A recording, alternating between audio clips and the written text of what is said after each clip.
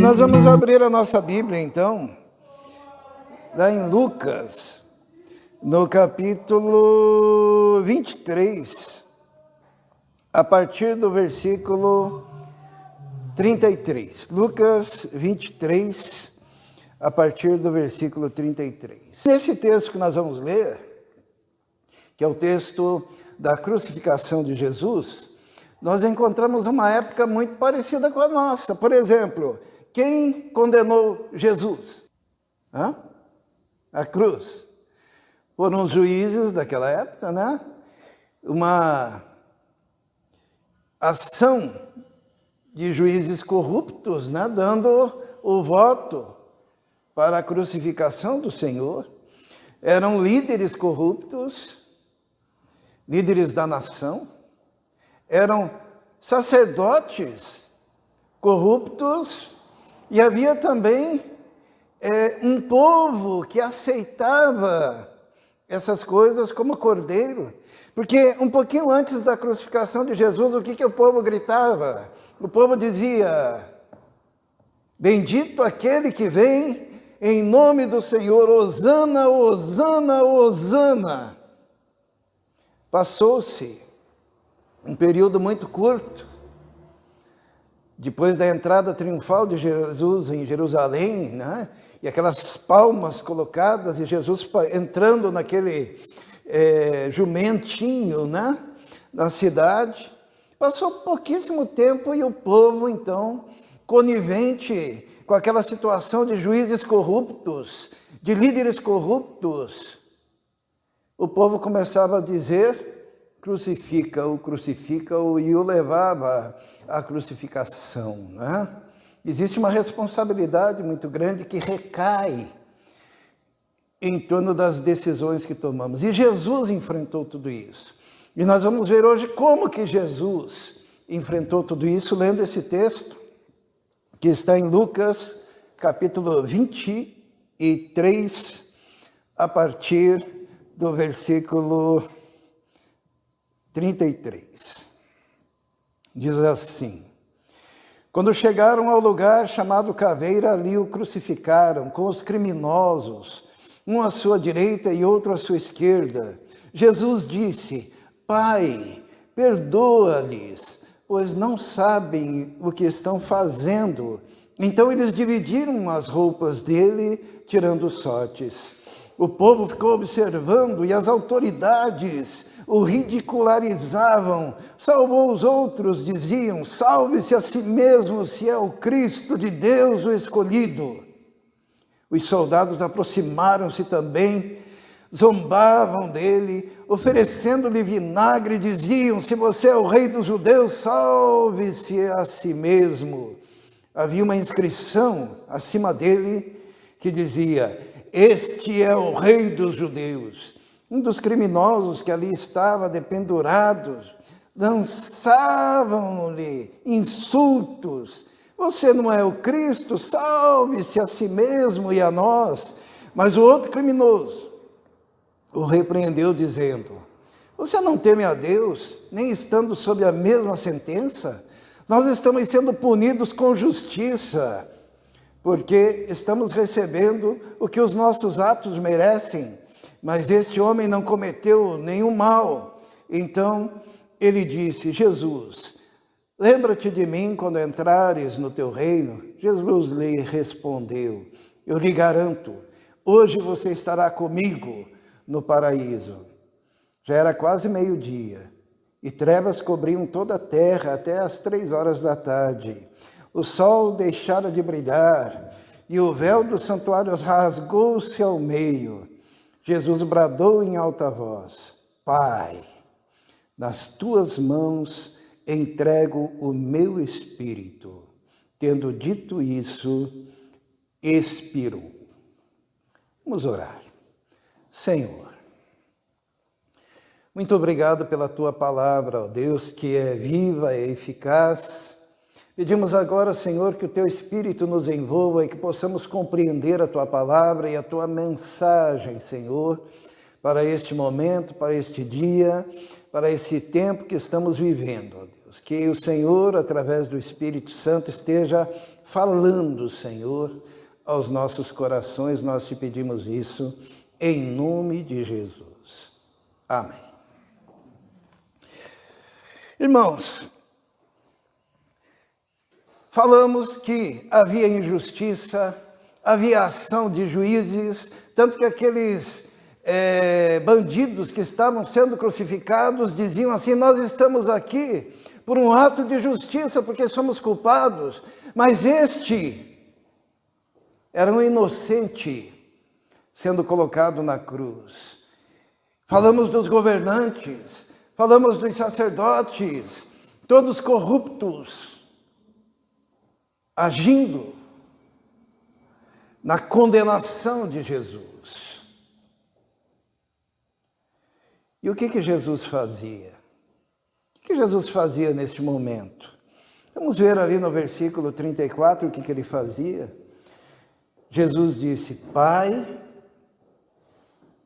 perdoa-lhes, pois não sabem o que estão fazendo. Naquele momento de profunda angústia, naquele momento em que Jesus estava com as mãos furadas por aqueles cravos, com a testa ensanguentada, com os pés pregados, pendurado, carregando o peso do seu próprio corpo naquela cruz. Naquele momento, Jesus exercia um dos seus ministérios, que é o ministério da intercessão. Olha só que exemplo que Jesus dá para nós, né? Quando os juízes estiveram fazendo o que é errado, quando os governantes estiverem fazendo o que é errado, quando o povo todo estiver como cordeirinho atrás de lobos, sem a percepção de que serão devorados, o que nós devemos fazer semelhantemente a Jesus? Interceder. Jesus, num ato de amor muito profundo, o que ele faz? Ele ora pelos seus inimigos, ele ora pelos seus algozes, ele intercede. É o papel de Jesus ali. E ali ele dá um exemplo de como nós também devemos agir, intercedendo, orando, falando com o Pai. Ele se dirige ao Pai no momento de profunda angústia e dor. Os irmãos sabem qual que é o papel de Jesus hoje em dia? Ele já ressuscitou, ele já foi elevado aos céus.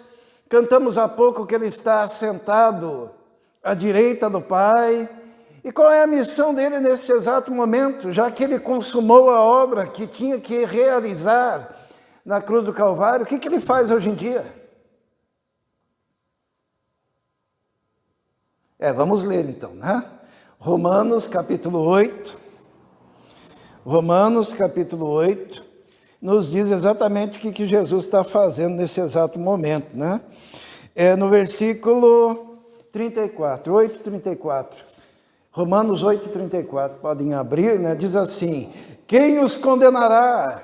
Foi Cristo Jesus quem morreu, e mais, que ressuscitou, e está à direita de Deus e também intercede por nós. O papel de Jesus hoje é o papel do intercessor.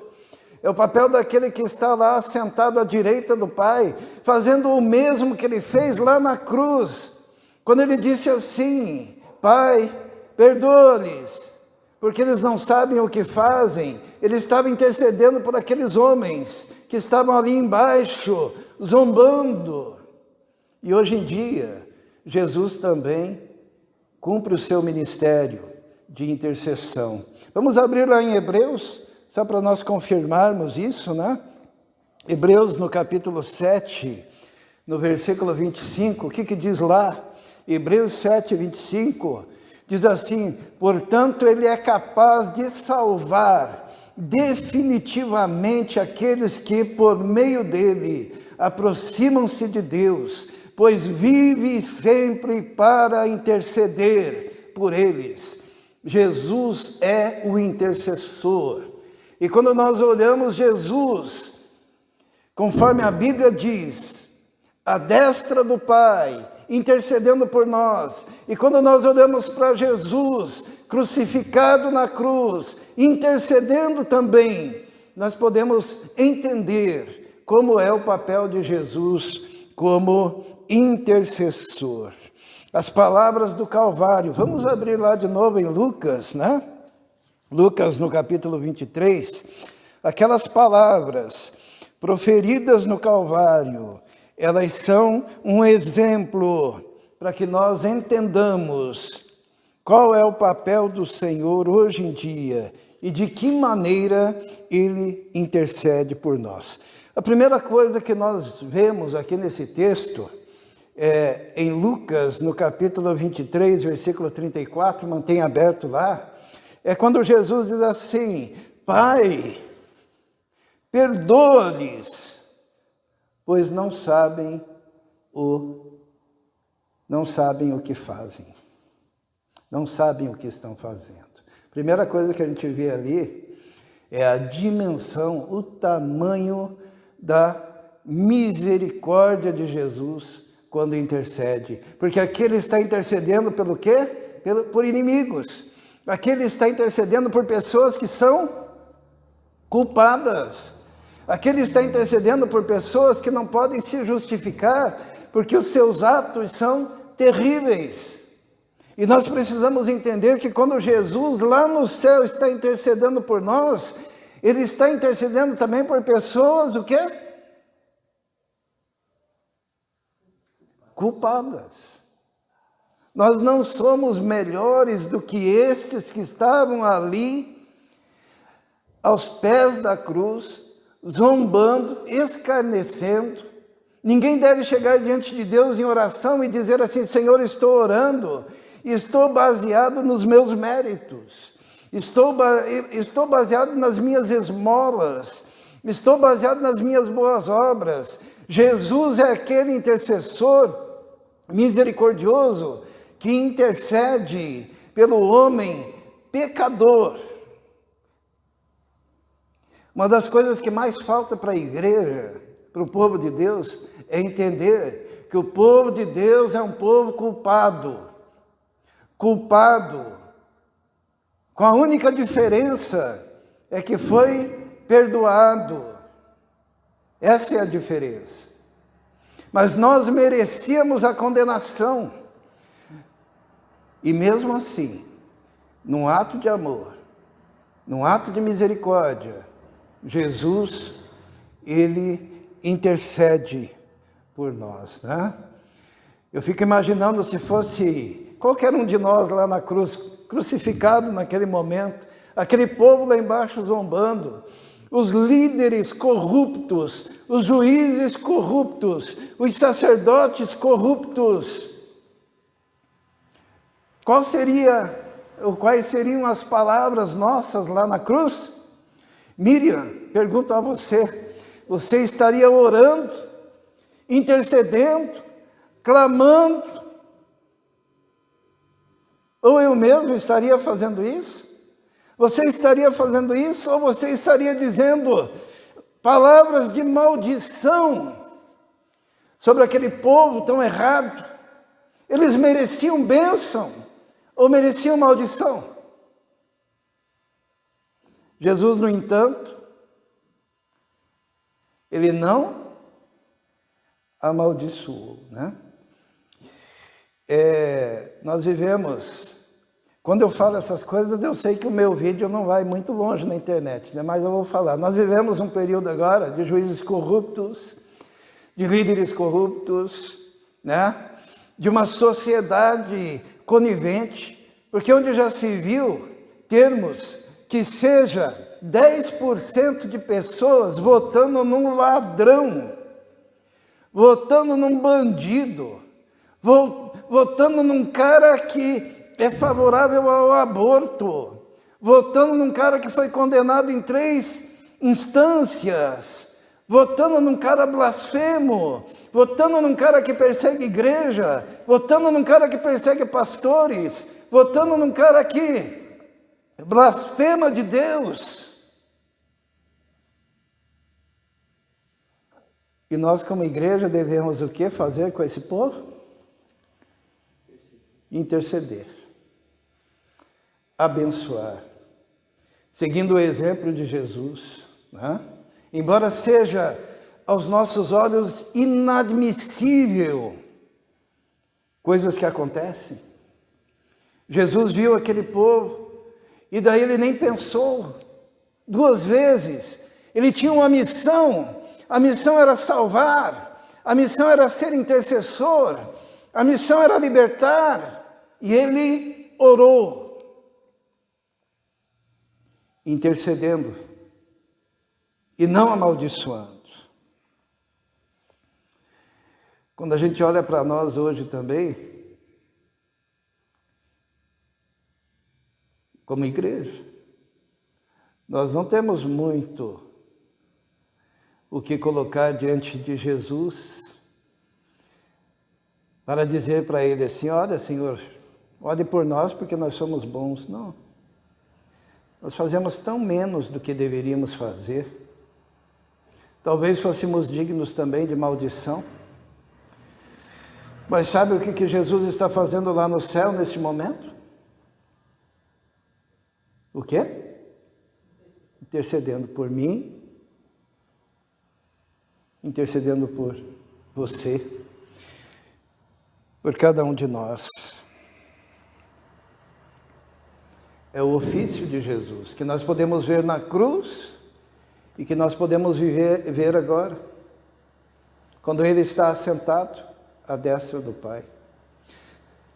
Vive a interceder por nós. Imagine Jesus glorificado à destra do Pai, nas ruas de ouro, tendo o universo por escabelo dos seus pés, e podendo contemplar toda a glória da sua criação lá no céu, na eternidade, mas ele está focado em pedir por você e por mim, ao Pai. Outra coisa que nós aprendemos aqui, ele diz: Pai, perdoa-lhes, porque eles não sabem o que fazem. Isso é muito interessante, porque Jesus, como nosso advogado, a Bíblia diz que ele é nosso advogado, ele procurou alguma coisa assim. Se fôssemos nós lá, e nós tentássemos encontrar algum argumento diante do Pai, para que nós pudéssemos ajudar aquele povo miserável que estava cometendo erros, que argumento nós teríamos? Jesus, como bom advogado, ele começou a esquadrinhar o que eu posso dizer diante do Pai para tentar ajudar esse povo miserável. E ele pega e diz assim: Pai, perdoa-lhes. E o argumento de Jesus, eles não sabem o que fazem. Ele está procurando alguma coisa ali para poder colocar em oração e comover o coração do próprio Pai, para que aquelas pessoas pudessem de alguma maneira ter a oportunidade ainda de uma mudança, de uma transformação de vida. E se Jesus procurou, na sua intercessão, se ele procurou encontrar algo para colocar como argumentação diante do Pai, por aquelas pessoas, ele também faz isso por nós. E é interessante que a ignorância nunca é um bom argumento, né? Se a gente for para a lei, alguma pessoa que cometa um crime por ignorância, ela continua sendo culpada, né? Mas Jesus, ele se apegou àquilo ali e disse: eu vou colocar diante do meu Pai, porque o meu amor é tão grande por esse povo, e algo eu vou dizer, embora não exista nada que justifique aquilo que eles estão fazendo, chegarei ao Pai e direi: Pai, perdoa a ignorância, eles não sabem o que estão fazendo.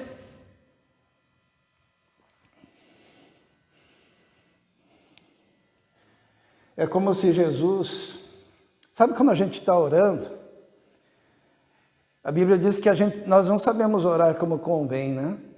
E as nossas orações, elas são feitas ao Pai em nome de Jesus, não é?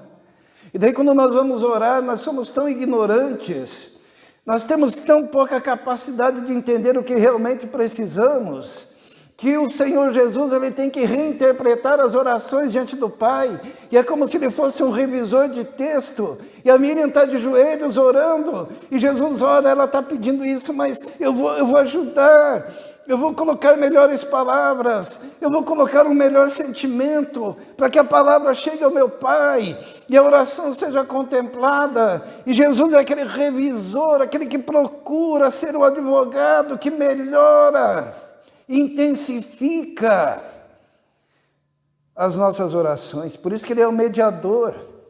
Esses dias a Vitória, me perguntou o que é um mediador. Mediador é aquele que fica entre um e outro, né? Que faz aquela mediação.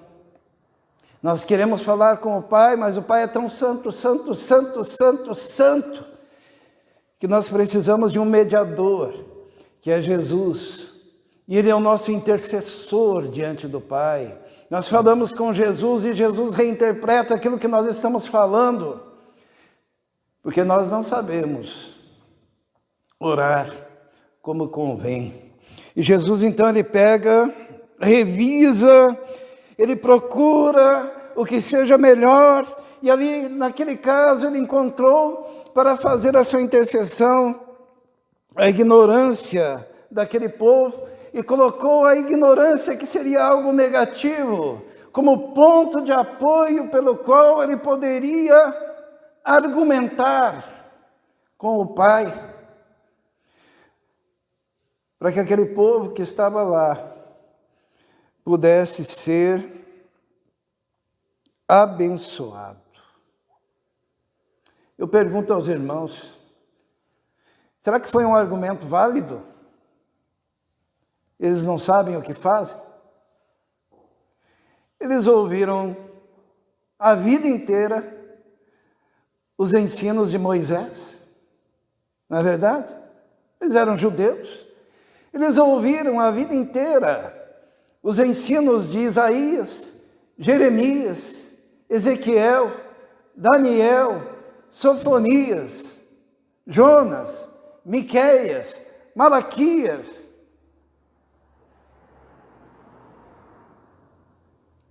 Será que era um argumento válido? Mas Jesus,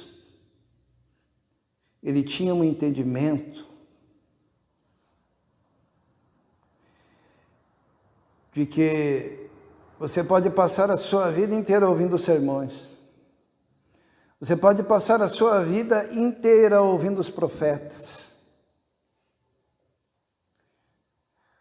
Mas se não houver um milagre dentro do coração, a pessoa ainda é ignorante. Ela ainda não sabe.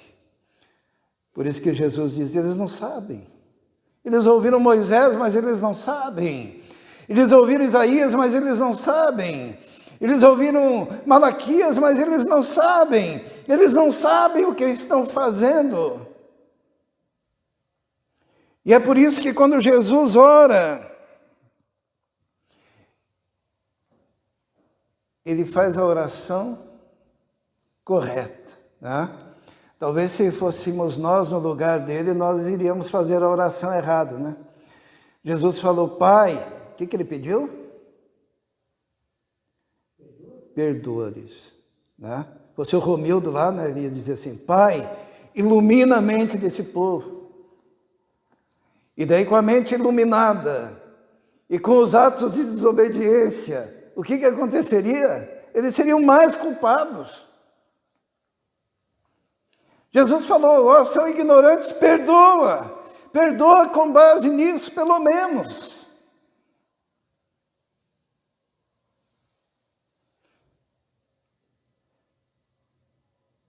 Eles não sabem o que fazem. Na verdade, irmãos, essa oração, Pai, perdoa-lhes, porque eles não sabem o que fazem, ela é só um resumo de tudo que estava acontecendo ali. Porque a cada açoite, a cada momento em que a coroa era apertada na cabeça dele, pegavam uma cana e batiam na cabeça dele para que os espinhos entrassem mais profundamente.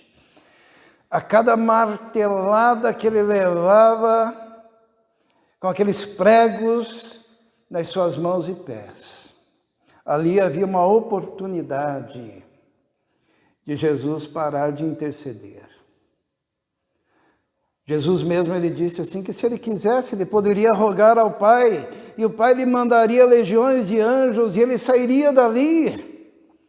Mas cada martelada ele intercedia, porque ele queria ir até o fim. E cada gota do sangue de Jesus era uma intercessão eloquente por cada um de nós. Cada gota, intercedendo pela vitória, intercedendo pelo Israel. Cada martelada que ele interrompia os seus pensamentos por causa da dor, ele retomava em seguida a menção dos nomes de cada um que precisava da sua graça e da manifestação do seu amor. Ele foi perseverante em oração, em súplica, em intercessão pelos seus inimigos. Será que Deus ouviu aquela oração? Será que Deus atendeu?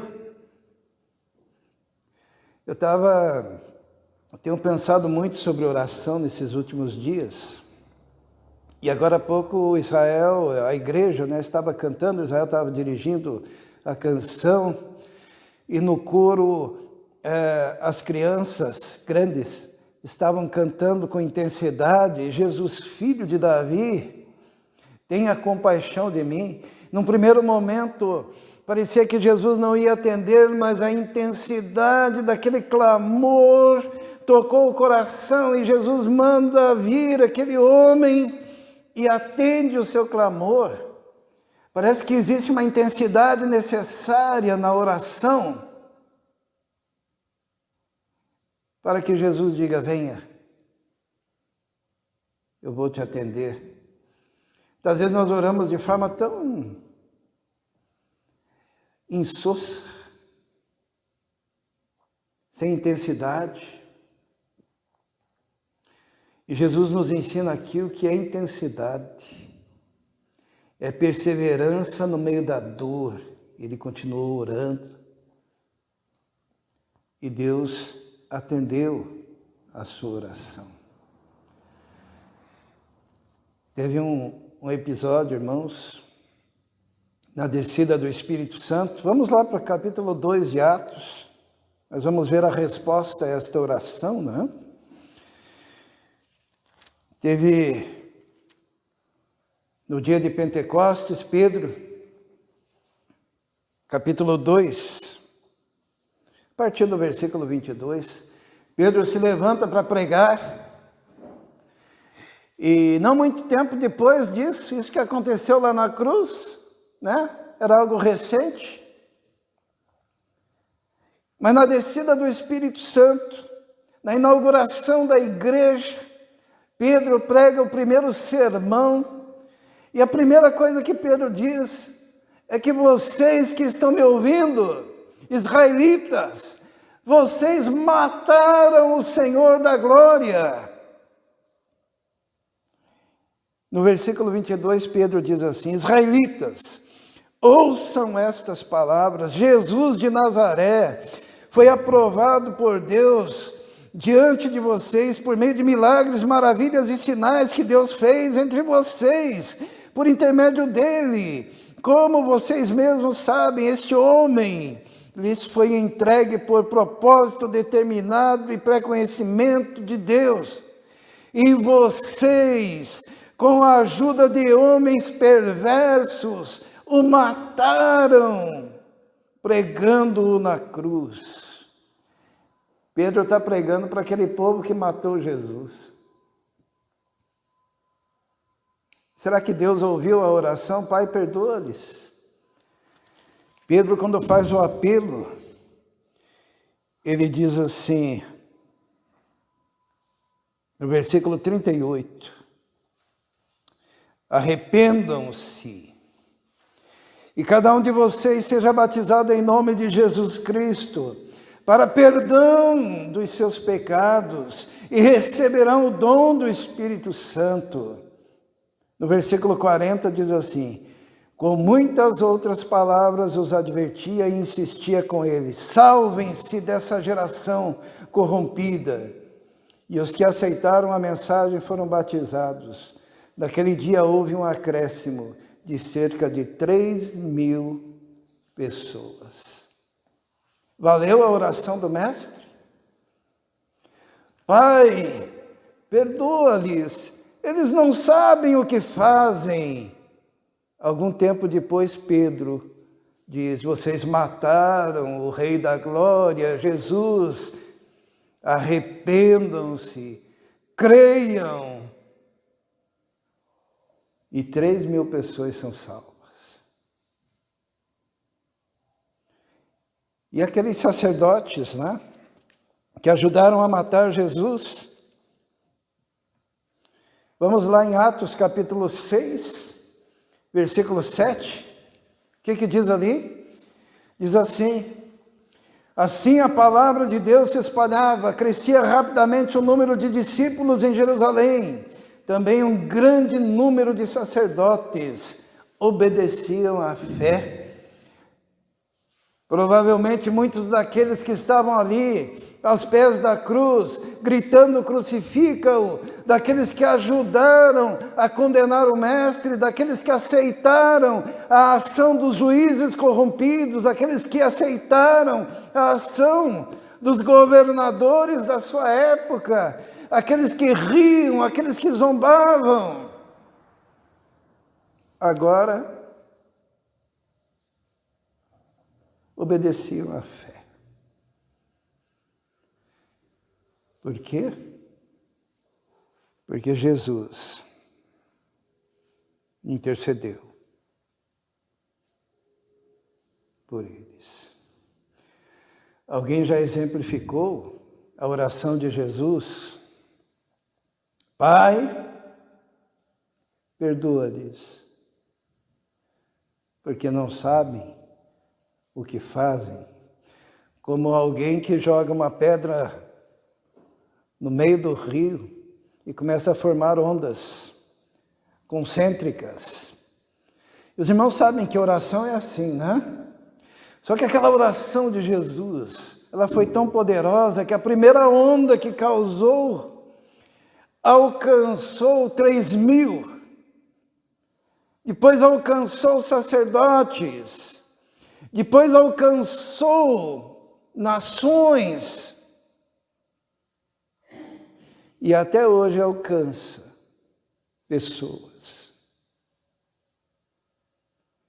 Porque hoje alcançou a nós.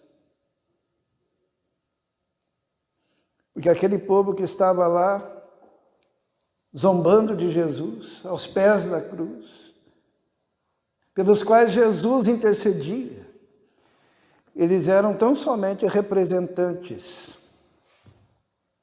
de todos nós. Porque se nós estivéssemos lá,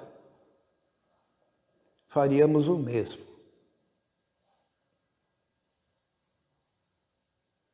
Sem saber que aquele que estava sendo morto era o próprio Filho de Deus e que tinha vindo para nos salvar. A oração de Jesus, ela foi por mim e por você também.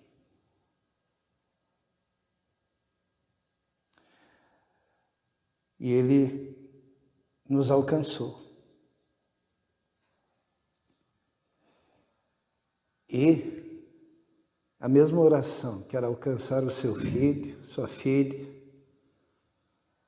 seus amigos. E é uma oração que nós devemos repetir. Hoje é um dia que nós estamos inseguros, né? Não sabemos ainda o resultado. Mas talvez os juízes, os governadores e o próprio povo possam cometer erros que atingirão a todos. Nós clamamos ao Senhor que não aconteça. Mas não importa qual a situação. A oração dos nossos lábios como igreja deve ser: Pai, perdoa-lhes, abençoa e salva esse povo. Vamos fechar os nossos olhos.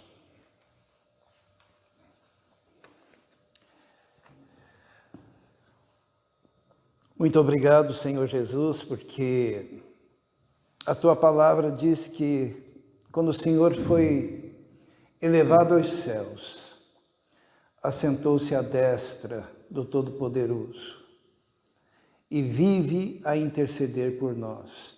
Tendo consumado a obra que o Senhor foi realizar, assentou-se à destra do Pai. Muito obrigado a Deus, porque o Senhor é aquele que interpreta as nossas orações, porque não sabemos orar como convém. O Senhor é aquele que olha e procura e encontra o menor indício de um argumento para nos abençoar e para atender a nossa petição. E o maior argumento é o seu próprio sangue vertido por todos nós, pecadores. Nós te louvamos por isso. Em nome de Jesus. Amém.